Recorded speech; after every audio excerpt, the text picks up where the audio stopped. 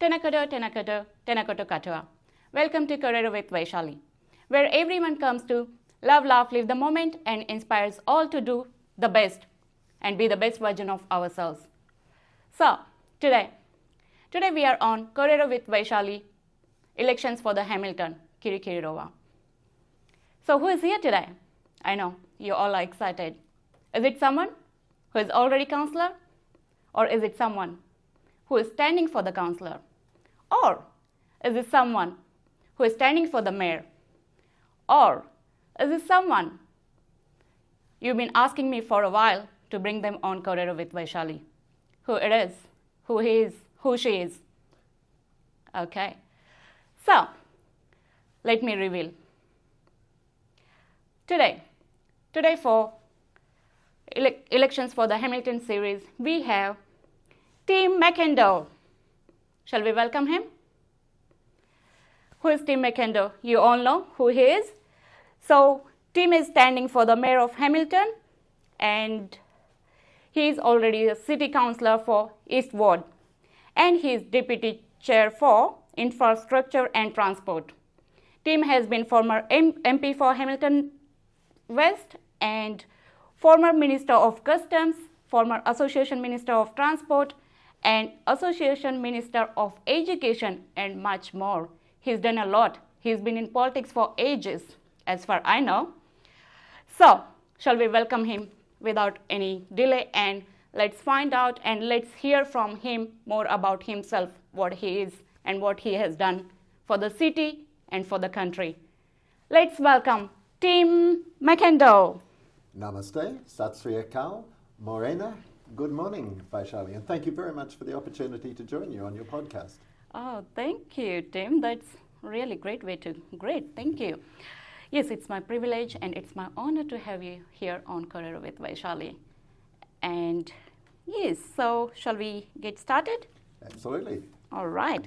First thing first, could you please tell us more about yourself, your personal life, your professional life, and also when was the first time you got into politics, if there is any story behind it?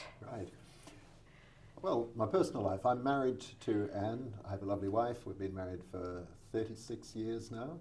We have two wonderful daughters who are both grown up, and in recent years our family has been added to with two very fine sons-in-law and two beautiful grandchildren. Oh. And I'm a doting grandfather and thrilled to say that there's a third on the way just after Christmas. And they will always be the most important part of my life. I'm very lucky to have had the political career that I've had to date, but you could take all of that away as long as my family remained. They are and always will be the most important thing. I have a Christian faith, which is important to me and that I hope underpins how I behave and how I think and how I act in public. You mentioned, yes, I have been involved in politics for a long time. In fact, 30 years I've been actively involved. And that's put a lot of strain at times on career and family, because politics can be a very demanding thing. But it's something that I've really enjoyed. I had a couple of disastrous runs. I'm not sure whether you need to hear too much about that in the early stages, but you learn a lot from failure. In fact, I'm a great believer that you learn far more from failure than you do from success in life. True. I had the privilege of being elected as the MP for Hamilton West in 2008, and then spending 12 years in Parliament. 9 of those were in government. I was a national MP, so I went in at the time that John Key became the government, the Prime Minister, became a minister towards the end of that period in government, having been the senior government whip for quite a while. That was a challenging job. And then I was defeated in 2020 in the landslide win that saw National out of office. I had a couple of years working for Momentum Waikato, the community foundation here, which is a great organisation doing great things, and I'd like to actually base some of the models that I worked on there in the way that I'd operated if I'm given the privilege of serving as mayor. But in February of last year, so only 17 months ago, a by-election was called in the Hamilton East ward, following the election to Parliament of the councillor who became an MP, and so we did a bit of a job swap. And I was lucky enough to win that by-election last February, and I've been on the council for that period, and as you said, I've also been the Deputy Chair of the Infrastructure and Transport Committee. Nice, that's great, thank you. All right, so how was your experience as a councillor? What do you think you will be focusing on going forward? I'm very pleased that I've had the 17 months on council, because even though I've been actively involved in politics at a central government level for a long time, central and local government are quite different beasts, and I've had to learn how it operates, some of the constraints, because actually local government has a mandate to do quite a lot of things, but can't do too much, and our funding stream is nothing like what you get in central government. So I've learnt that we have to be very focused on priorities, that we can't do everything that people might like us to do. And certainly in the last 17 months, when it's been apparent that our ratepayers are really hurting, that the long-term plan has locked in huge rates increases over the next few years, that we'll see people's rates in most cases doubling in a 5-year period. That has really taught me that we have got to be much more efficient in the way that we operate and try to be mindful of the pain that is causing a lot of people who are facing a whole lot of other cost of living pressures as well.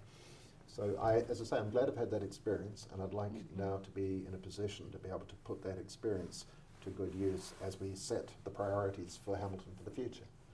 Great, thank you. Yes, you're right.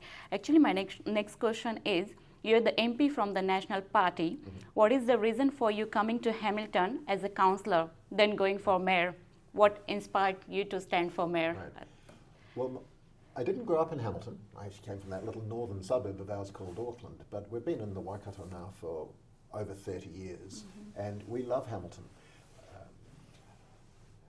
When I was a child, I have to admit, living in Auckland, Hamilton didn't have a good reputation, or, there were people who were quite disparaging about Hamilton, and it tended to be the place you stopped to go to the loo on the way to the Waitomo Cave. So those were the sorts of lines that people used to use. And there wasn't a lot of reason for people to stop. Whereas now, we are the fastest growing city. We're a vibrant city. We've got some really talented people. We're very welcoming to new residents. There are a whole host of great things happening here. And we've got some wonderful attractions, be it the world-leading Hamilton Gardens, the zoo, our river walks, the walk around the lake. Actually, I'd like to talk about the water quality in the lake later if we could. So there are lots of great things happening here. But I was tempted to go into the local government sphere last year by the thought that we're not getting things right at the moment. People aren't very happy with the way that their council is operating. And don't get me wrong, some fabulous people working in the council, but nevertheless, they feel that they're paying a lot, and in many cases they don't necessarily like what they're paying for, and they don't feel that the things that are important are getting sufficient priority. So those were some of the reasons why I felt, well, I'll put my hand up and see whether I can make a constructive contribution. Great, thank you. All right, you might have already mentioned a couple of them, but let's go with this question again. What challenges do you think Hamilton is facing? Have you got any strategies around them to minimize those problems? Right. Some of our challenges are good ones. We are the fastest growing city in the country. And that means that people want to come and work here, they want their children to be educated here, they want to be good contributing members of our community. Well, that's great. But of course, when you grow rapidly, you have to have the housing for people to live in. There have to be jobs for them, for their parents to be able to work in. You have to have a transport system and network that is able to cope. So all of those are challenges that councillors need to work on, in many cases with central government, because there's only so much that we can do. I'm not sure if I have answered your question fully, but I see those as some of the big challenges. And one of the problems we have at the moment is that when we need development to be happening in several parts of the city, both with intensification of established suburbs, but also pushing out into greenfield developments, creating more industrial land, because that's where more jobs are going to come from, more commercial activity. Completing the Southern Links network, or rather getting underway with it, because it's been on the drawing board for a long time. We have a problem at the moment. The developers are telling us Hamilton has become too hard to deal with. They think that we're bureaucratic, that our procedures are too slow and in many cases unreasonable, that the costs have become too great, that our ageing infrastructure under the ground, water pipes, etc., can't cope with what they need to do. And unfortunately, we're hearing a pretty consistent message at the moment that it's not easy to do what they can do in Hamilton, and they're going elsewhere. We've got to turn that around. That's a major challenge. Great, thank you. All right, already you got us into housing, so I would like to ask you, how would you address housing affordability in Hamilton, and what actions would you take? Right. Overcoming the problem that I've just talked about is a big part of that. The government is at the moment working, this is central government, is introducing fast-track measures which will speed up consenting. I welcome that because we have to get the houses built quickly. We're already over 190,000 people and growing ahead of the recent projections.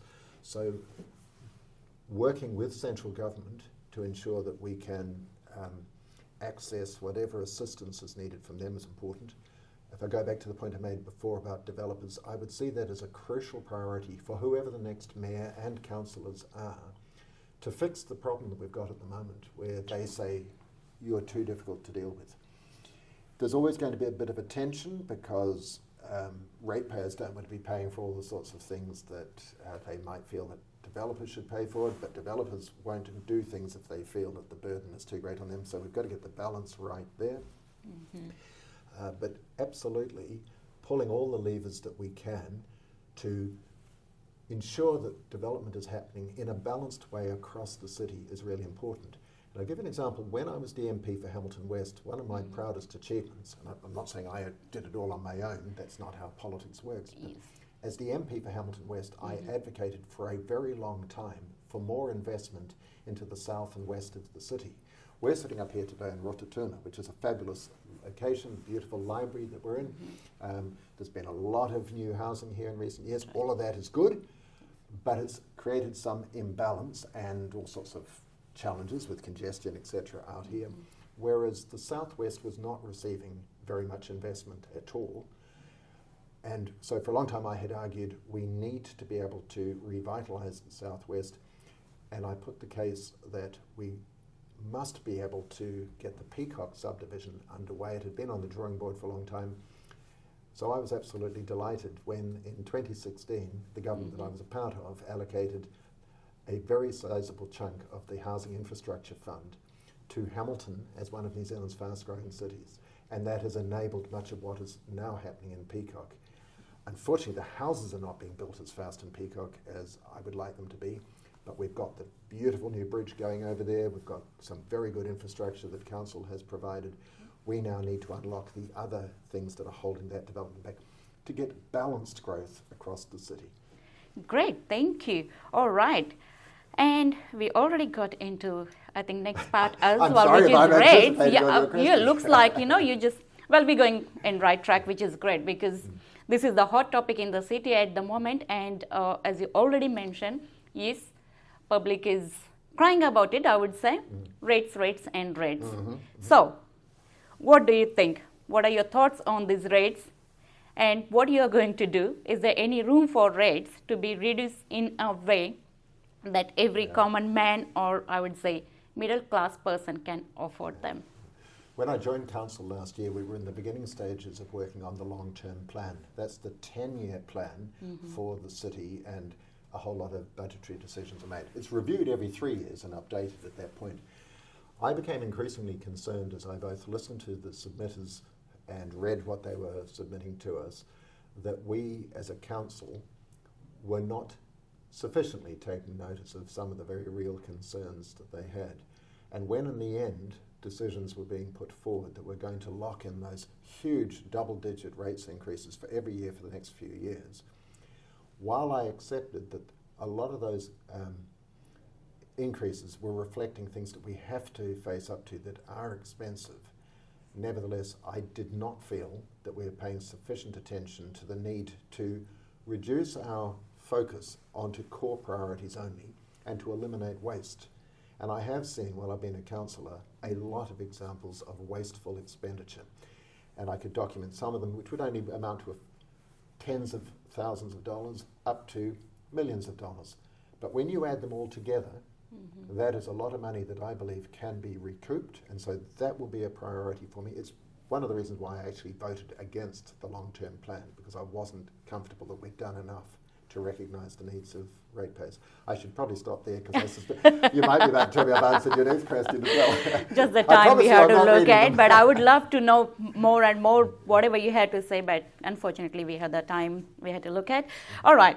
So what initiatives will you introduce to promote environmental sustainability in Hamilton? Right. We are already doing quite a bit as a council, and of course much of the environmental focus is the regional councils. They were previously known as Environmental Waikato to ensure that people understood that there was a major focus. So working in conjunction with them to try to encourage more people into public transport, because the more and more cars that are on the road that we have are both raising emissions and causing congestion problems. We have some very good public transport. It's grossly underutilised at the moment. People always say to me, Tim, I see these empty buses going all around town. We don't run the buses, the regional council does, but trying to ensure that we have accessible public transport that works for people is important. I mentioned a short time ago the Lake Rotorua, our beautiful lake, which many people a little bit older than me remember swimming in. In fact, people my age remember swimming in it as children, but that hasn't been possible for a very long time because the water quality is so poor now that it would be a health hazard, and so there are warning signs, as you will know, not to go there.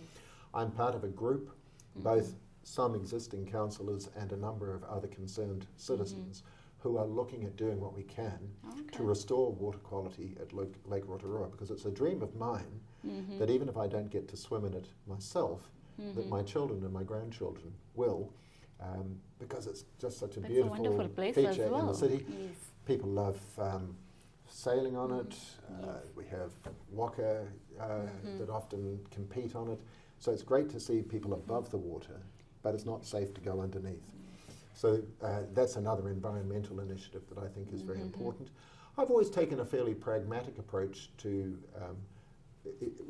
the reduction of emissions. I think every person should do everything that we can to reduce our personal emissions, even by reducing how much waste we send to landfill, etc. There are all sorts of things we can do, but here in Hamilton we can't solve climate change on our own, and that's not a core focus of the council, while nevertheless we should always be responsible and do everything we can to minimise our own personal emissions and ensure that cars are well tuned and maintained, because it's really frustrating to drive behind the odd vehicle belching out smoke. But again, that's not a council initiative. All we can do is try to get the message out. We should all take responsibility, and collectively we can do something. Yes, definitely. Thank you. All right. I think we already jumped into your favorite subject, which is transportation and infrastructure. So, do you think the existing public transportation is efficient, or do we need to make some major changes to it? So, are we ready for the future, as it's the fastest growing city of the Hamilton? The country, sorry. I should probably correct you. I wouldn't say that that is my favourite subject. It just happens to be my responsibility on the council at the moment. I hear more frustration from ratepayers about transport initiatives in the city than anything else, and people hate a lot of what is being done, and I do not want to see any more speed bumps or inland bus stops or the sorts of things that are really infuriating a lot of people. Having said that, safety is paramount, and we must always look for ways to ensure that we maximise the potential for safety of our pedestrians, our cyclists, our motorists, and so on. But putting on a whole lot of speed bumps all around the city is not the way to do that. We are working at the moment on some dangerous intersections in the city, and I'm very keen to ensure that we get those decisions right, both to free up the transport movement, which you mentioned, but also to ensure that people aren't feeling that they have to take a risk just to pull out into a lane of traffic or something. So that's one thing. I've for a long time wanted to improve our city roundabouts. I think that some of the roundabouts, such as 5 Crossroads, Norton Road, Rifle Range Road, Avalon Drive, where there's more than 4 exits from a roundabout, they're really, really challenging and dangerous, and particularly at rush hour people take risks. I would like to see us go down the model that is working well in other countries, that see them controlled at peak hour times. That will both improve traffic flow and reduce emissions because you're not having so many people sitting there. But most importantly, it will improve safety. Having said that, the budget for these things is very limited, so expect me to be using all the persuasive charm that I can. As a former MP, I have good links with government and opposition politicians in Wellington, and I will be talking to them about how they can step up and help us, because we're in a constrained fiscal environment. Our ratepayers don't want us just spending a whole lot of money on pet projects, but if government wants us to do certain things, we need to be talking to them and seeing how they can help us. That's great, thank you. I was going to ask you, are there any opportunities for Hamilton to partner with Waikato District or any other regional councils for more efficient infrastructure? But I think you already mentioned, but if you like to. And we must, and we are, of course, with the new CCO that has been created for waters, we must put more effort into the collab model with shared services. So yes, wherever there are opportunities for greater efficiency and cost-effective savings with other councils, we will do that. Great, thank you. How do you see the future of buses, park and ride, and potential rail connections, which is like to here, evolving in Hamilton transport strategy? Don't see many park and rides just coming into the city at the moment, but I think that would be good if we could. You see lots of lime scooters around, and actually I think that's quite good. E-bikes and all those sorts of things. Yes, there are some people who do make regular use of the buses, and we have focus with the regional council on how we can ensure that those services work best for them. I think that, well, both the bus service and Te Huia are provided by the regional council. Oh, okay. We as Hamilton City Council only provide the infrastructure, so the shelters and the curbing and that sort of thing. But you'd really need to talk to candidates from the regional council, because they're the ones who'll make that decision. We'll just talk to them and try to ensure that they make good decisions. That's what I wanted to hear from you. Great, thank you. All right. So next question is a little bit sensitive, and I think you've all been focusing on. So what measures will you take to reduce homelessness and provide support for those in need? It's a huge challenge, and it's a growing one, so we must focus on it. I have been, for the last 3 years until a couple of months ago, the chairperson of Te Whakakorawai Tangata o Kōrero, which people probably know better as the Hamilton Christian Night Shelter Trust. And I'm hugely grateful to our team there who are doing wonderful work. I'm very proud of the fact that we've gone from being just a night shelter to a service that provides a whole range of wraparound support to people who are dealing with homelessness, because it's an incredibly challenging experience for them. I'm still on the board, and I'm still supportive of many of the measures that have been taken, but we need to work with a whole range of other providers in the city, and there are many ones doing great work, providing lunches and meals. But the most important thing is trying to ensure that everybody has somewhere safe and suitable to sleep at night, preferably a home of their own, but at the very least something that gets them off the streets, and if they are needing all sorts of support, that they can access that. So as a council, we don't provide that, but we do work with other agencies who are, and I'll do everything that I can to help them. And one of the focuses that I think we really need to have is improving the provision of mental health support in our city, because many people who are on the streets actually have a range of either undiagnosed or at least untreated challenges that we need to support them through, because their circumstances probably won't change unless there is some intervention of a mental health nature. And at the moment, we're not coping, and that needs to change. Great, thank you. Already, actually, you jump into our... I think you... Okay. Still, I will ask if you have quick insight on it. How will you support mental health services and addiction recovery programs in the city? Is there any... We have some very good addiction recovery programs and people, but they do need our support. Unfortunately, we don't have a bucket load of money to be able to throw at them, and they do need money. So where possible, I will be working with them to advocate to central government to allocate more of the funding that's already in their budget for mental health provision, to ensure that it's focused on things that are going to make the biggest difference. I am concerned that our Henry Bennett Centre here in Hamilton just can't cope with the demand, and that's not a criticism of them. There are wonderful people up there doing great work, but they literally have huge demand for their resources and their expertise. So again, it's something that we need to advocate for further investment in Hamilton. We are the fastest growing city in the country, and therefore there is a good case to be made for ensuring that our resourcing matches that fast growth. Because with population growth, of course, there will always be more people who need that type of help. Great, thank you. All right, again related to health. So you had really great contributions to the bringing medical school to Hamilton, which is the great thing for Hamiltonians. So can you please share some insights and exciting stories of the journey bringing this medical school to Hamilton? Vaishali, I'm so glad you've asked, and unfortunately you're going to want me to give you a short answer. It's just I know, sorry, time. It is one of the most exciting things that has happened to our region in a very long time, and it's not just exciting, it's hugely important. You are right, it's something I've been advocating for more than a decade as an MP. I was very keen for it to happen.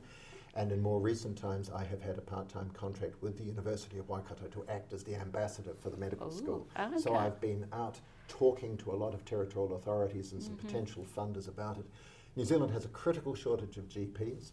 Our existing medical schools at Auckland and Otago are very good at what they do, but they are not providing the number of GPs we need. The Waikato model is a different one. It's based on a proven international model that we know works. In fact, in some countries, including as we know, it works in Canada and Australia and the UK and Ireland and South Africa. In some countries, it's the main way of training GPs. So not only is it really important in helping us over the next 5 to 10 years to start to turn that shortage of GPs around, it will actually attract a whole lot of extra investment into our region. It will see the university rise in the international rankings. That's going to be good for marketing purposes. So, because don't forget, it's not just about GPs, we've got midwifery, we've got pharmacy, there are a whole lot of different things that are now on offer. I think it is a wonderful development for our region, but it's also really good news for New Zealand, because the GPs trained through the Waikato Medical School will go out and fill the hard-to-staff areas right around New Zealand, and people living there are crying out for that. That's great, thank you, definitely a proud thing for us all, not just the Hamilton, but the country as well. That is the best news I've heard in a very long time. Definitely, us too. We've been waiting for a while too. Great, thank you. How would you like to support local small businesses around? How would you support them to grow, and what your plans or actions? Local have you got anything small on mind? business, small and medium-sized businesses are still the backbone of the urban economy, and so we do need to do what we can, but again, we don't have a pot of money we can throw at them. I'll give you one example, though, where we can help them. I've been pushing for a return to 2 hours free parking in the CBD. You only need to go into parts of central Hamilton now and see that things are getting really, really tough. And I talk to a lot of retailers. Give you one street, for example, Barton Street, very close to Centre Place. It used to be that you could seldom find somewhere to park there, but then there's a neighbouring car park. Now, many of those parks are empty for large parts of the day. Go down Casabella Lane. Beautiful little lane, some wonderful shops down there. It should have a really upbeat, boutique-y feel to it, but it hasn't at the moment. And I do believe, and the retailers back this up, that in part it's because we moved away from 2 hours free parking and people no longer feel that they want to go into the city because they won't be able to get everything done that they would like to. They might be wanting to have a hair appointment and then to go to a cafe or go into some of the shops at Casabella Lane or down Barton Street or in Centre Place or whatever. And not only are they feeling that they can't do that because of the change to the 1 hour system, but also the fines that are now being imposed are very steep, minimum usually of $70. Now that's a lot of money for somebody who's a pensioner or on a low income to pay.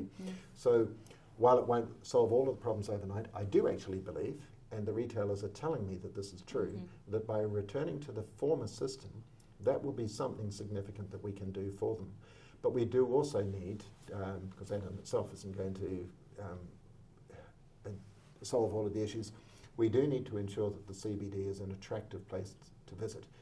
Now, partly because of the construction around the new regional theatre, the southern end of town has been hard to navigate and not particularly appealing.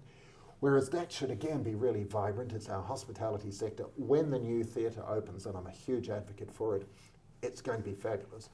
But we need to tidy that up. We need to ensure that with the new hotels that are coming, that we have an attractive way of getting from the hotels and from Garden Place down to the theatre and the hospitality sector. And in part, that also comes back to dealing with some of the homelessness problems that we've talked about, because people get a little bit intimidated by vagrancy. And we also need to ensure that it is safe, that it's well lit, it's well maintained, and it's clean. All of those will help, but there are no silver bullets, I'm afraid. A strengthening economy is the most important thing for retailers. Yes, definitely. No, I think you're right. That might boost the small businesses. I think we all notice how the base and Chartwell are always busy and crowded. It could be because of their parking. Yes, definitely. A lot of people do go to the base and Chartwell because of the free parking. So my initiative is just a small way of trying to help the CBD retailers, because we desperately need them to flourish. We want people coming into the CBD. We need the investment that they bring. It's where the transport centre is. There are a whole host of reasons for wanting people to come into the CBD, and at the moment, the regime is actually deterring many. We've got to turn that around. Great, thank you. Thanks for the great insight. All right, so next, what we're going to do is, there is a real great question for you. And after, would you like to go for the last surprise question, or would you like to go for the audience questions first? You choose. Choice is yours. You choose. Okay, we'll go for my question. Okay. So, at this instance, you are given $1 million. What would you use it on? $1 million. You can't do a lot that's going to solve some of the major problems with $1 million, but if you meant to invest in things for the city, I would probably put some of that into the Hamilton Lake restoration program, because everybody wants to see the lake restored to good water quality, but they don't necessarily feel that they want to be paying for a whole lot of different things at the moment. So I might put something into that. I'm the chair of the Waikato Anglican Cathedral Restoration Appeal. We've got to save our historic cathedral up on the top of the hill. I'd love to put some of that into that, but I'm not sure if you mean council money into council services. There are a whole lot of things, and I would probably, because of my background working in the homeless area, try to ensure that we support some of the services that will ensure that those who are really vulnerable and facing some very tough circumstances are given some extra support. So my $1 million has probably already been spent about 5 times over.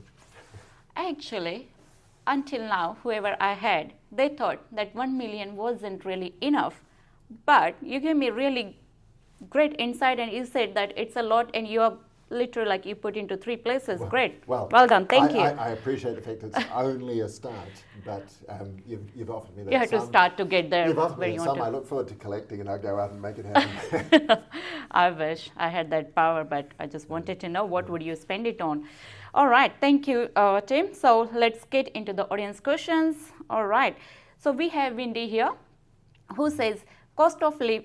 Already most of the subjects we have already covered, but it's an audience question. So maybe if you'd like to give quick answers to audience, that will be great. Yeah. So Wendy says, cost of living and rates are the biggest worries for the city. Yes. The rates are forcing people out of their homes. What are your thoughts on? I absolutely agree, and I'm particularly worried that a lot of older people are in the position now where they're taking out reverse mortgages in order to be able to pay their rates. That's really bad news for them. I worry for them. I understand why they're making that decision. I want to ensure that we focus on eliminating waste in our council expenditure, and that we make greater use of IT, particularly AI, robotic processing technology. There are a whole lot of things that we could do much faster and more cheaply that would reduce costs for ratepayers. We can't solve all of those cost of living pressures, but rates are a part of them. Unfortunately, we can't just suddenly get them right down to the level they were a few years ago. Sure. But we must ensure that we spend every dollar of ratepayers' money as if it were our own. And when you take that focus to any decision you make, sometimes you step back and think, is this how I would spend my own money? And if it's not, and if there's no huge benefit for our city and for our ratepayers, then at this moment we can't spend that money. True. Just like any household, if you have enough Absolutely. to spend Treat it. it like a household budget. Great, thank you. That's amazing. I think we have another question from Barney as well, but it's again related to rates. Yeah, well, it's the big issue. Oh. That and speed bumps and inlane bus stops are the things that people raise with me the most, and I hear them, and I want to be part of a council that is responsive to what they're asking for and ensures that we do things for the best possible outcomes, making the most of every investment. Great, thank you, Tim. All right, before we wrap it up, I would like to ask another personal question, which is, what is your favorite food place to go for dinner around Hamilton? Gosh, I risk upsetting every other food outlet. It's not upsetting. Okay, I'll give you a chance. You can have to. My wife and I enjoy, if we have a night out, several different restaurants in town, and whether it's Keystone, Furnace, Gothenburg, some of the ones down Hood Street. There's a lovely Malaysian place I used to enjoy going to up the other end of Victoria Street. As I say, I'm upsetting people and I'm not answering your question. But the good thing is that we have a lot of great options. And I just look forward to a day when the CBD is such a welcoming environment that they're all bustling and there's a real great vibe and that people are able to just enjoy a good night, having a meal, perhaps going to the regional theatre or something else, and go home and say Hamilton is the place to be. Great, thank you. All right, another one, apart from the Lake Rotorua. Yeah. What is your most favorite place if you'd like to have your me time around the Hamilton again? Probably doing one of the river walks. I never get tired of doing them. I just think it's absolutely beautiful. It is a taonga, the river, and I'm so proud of the fact that we now can walk all the way from south of Hamilton Gardens. I mean, of course, you can go the whole length of the country, but in Hamilton, from south of the Gardens all the way up to Puketi and beyond, and I love all of those walks. And my wife and I have some of our happiest afternoons just enjoying that part of our city. Great, thank you. All right, do you have any message for the audience? Well, thank you. If you've got this far, I realise it's quite a lot to listen to, but could I just encourage you to take an intelligent interest in the issues that we're putting before you. Even if you didn't agree with anything that I have said, please do think about things that are important to you. Make sure that you do vote. When you vote, it's an STV system, so you actually need to rank the candidates for mayor and councillors. And please vote for all of the candidates for your ward who align with your values and the things that are important to you, not just one or two. That's a first past the post system. We need people to recognise that you will have 6 ward councillors in the east and in the west, a couple in the Maori wards, plus a mayor. There are 15 people sitting around the table, so please rank as many candidates as you can who you feel aligned with your way of thinking, to ensure that we get the very best people elected. And do remember to post in your vote. I know it's a very old-fashioned and bizarre way of voting in 2025, but that's the system. Please take your opportunity, because the more people who participate, the more representative we will be as a council. Great, thank you. All right, thank you so much. Thanks for Vaishali. coming on Kōrero with Vaishali and sharing your great insights and strategies to bring the best for our Hamilton city. Thank you, Tim. It's I been appreciate a pleasure. your time. I'm very grateful to you for the opportunity. Thank you very much. Great, thank you. Thank you, everyone. See you again. Please, doesn't matter whom you vote, please vote. Oh, it does. Thank you. Bye.